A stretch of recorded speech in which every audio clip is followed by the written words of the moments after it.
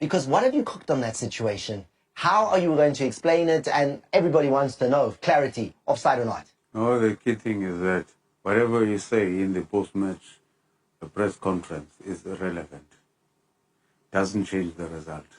Whatever we say here doesn't change the result. We just analyze the situation so that people can learn. The referees themselves, the fans, the coaches, everybody involved in football can learn what happened. All right? Now, I've seen so many lines being drawn all over the place, some of them squiggly and all of that. And we accept the drawing of lines. But on this show, we go further. We go distance. We measure the actual distance of the attacker at the moment that the ball is kicked towards him. What was the distance between the attacker and the goal line? What was the distance between the second last defender and the goal line? That's what we're going to show. Because if the attacker is closer to the goal line than the second last defender, then it's offside. So we need to get to that point. We can't be drawing lines and then discussing whether the lines are parallel or perpendicular. We need to measure the distance. And we have the pleasure here of having the instruments to measure such distance. You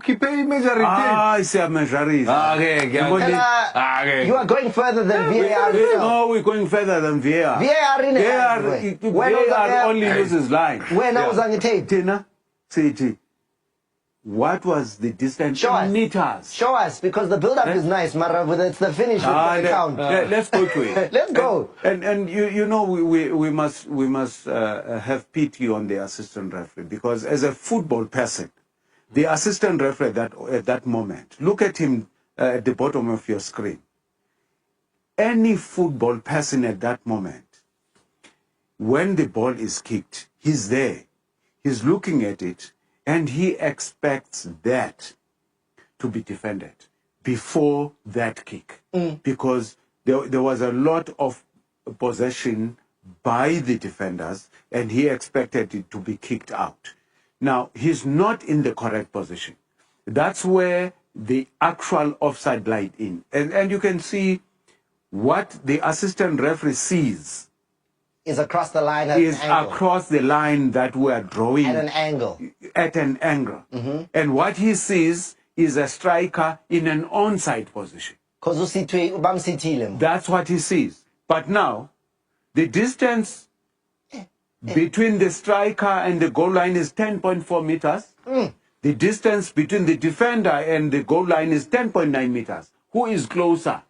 The one who is 10.4 meters. 50 centimeters. It's simple.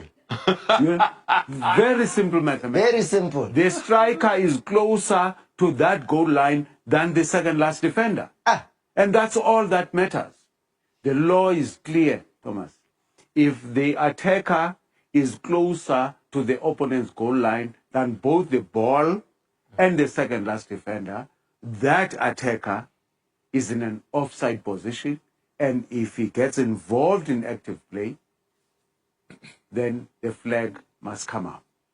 We're keeping that line from the head of the assistant referee so that you can see why he was not able to pick it up.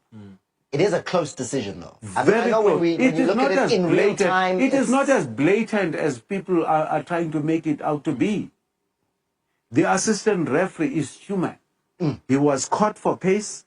His football mind told him that the defenders would kick that ball out. So that's why he was just half a meter away from the offside line. That was offside, should have been picked up as an offside. It was not a legitimate goal. It was given as a goal, incorrectly so. I see.